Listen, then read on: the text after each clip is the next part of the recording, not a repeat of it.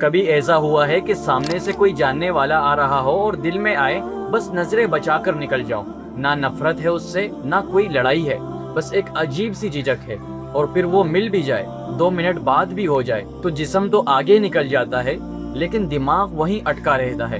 میں عجیب تو نہیں لگا، اس نے کیا سوچا ہوگا میرے بارے میں؟ اگر یہ آپ کے ساتھ بھی ہوتا ہے تو یہ ویڈیو آپ کے لیے ہے۔ سب سے پہلے ایک بات سمجھ لیں، یہ آپ کی کوئی کمزوری نہیں ہے۔ دنیا میں 2 طرح کے لوگ ہوتے ہیں، ایک وہ جو لوگوں میں مل کر توانائی حاصل کرتے ہیں، جتنی بھیڑ اتنا مزہ، اور ایک وہ جو لوگوں میں مل کر توانائی خرچ کرتے ہیں، جتنی بھیڑ اتنی تھکاوٹ۔ یہ کوئی بیماری نہیں، یہ بس 2 مختلف طرح کے دماغ ہیں۔ جو لوگ خاموش ہوتے ہیں، کم بولتے ہیں، وہ زیادہ سوچتے ہیں، وہ ہر بات کو صرف سنتے نہیں محسوس کرتے ہیں، ہر چیز کو صرف دیکھتے نہیں سمجھنے کی کوشش کرتے ہیں۔ اسی لیے ان کی توانائی ہر جگہ نہیں چلتی۔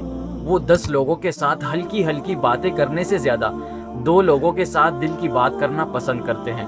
اب وہ غلطی جو ہم سب کرتے ہیں، ملنے کے بعد دماغ میں وہ فلم چلتی ہے نا، میں نے یہ کیوں کہا، وہ کیوں کہا، اس نے کیا سوچا ہوگا۔ اس کی ایک وجہ یہ ہے کہ ہمارا دماغ یہ یقین دلاتا ہے کہ سامنے والا بھی ہمارے بارے میں اتنا ہی سوچ رہا ہے جتنا ہم سوچ رہے ہیں، لیکن حقیقت یہ ہے وہ نہیں سوچ رہا۔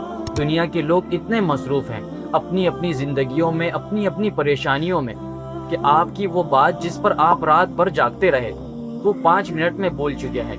اور یہ آپ کو تکلیف دینے کے لیے نہیں کہہ رہا، یہ آپ کو آزاد کرنے کے لیے کہہ رہا ہوں۔ نبی کریم صلی اللہ علیہ وسلم نے فرمایا، جو اللہ اور آخرت پر ایمان رکھتا ہے وہ یا اچھی بات کرے یا خاموش رہے، یعنی خاموشی کوئی عیب نہیں۔ بعض اوقات یہ سب سے بڑی سمجھداری ہے، لیکن اس کا یہ مطلب نہیں کہ آپ لوگوں سے کٹ جائیں۔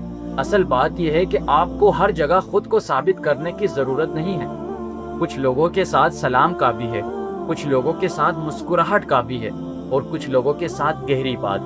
بس یہی زندگی کا توازن ہے۔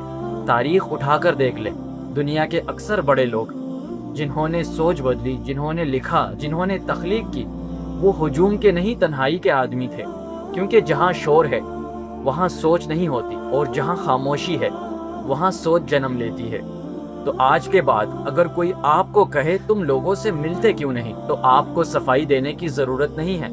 بس یہ جان لیں کہ اللہ نے آپ کو حساس دل اور گہرا سوچنے والا دماغ دیا ہے، یہ نعمت ہے، اسے ضائع نہ کریں دوسروں کی تعریف کمانے میں۔ اور یاد رکھیں، دنیا انہوں نے نہیں بدلی جو سب سے زیادہ بولتے تھے، بلکہ دنیا انہوں نے بدلی ہے جو خاموشی میں بیٹھ کر سب سے گہرا سوچتے تھے۔ کمنٹ میں بتائیں، کیا آپ بھی ایسے ہیں؟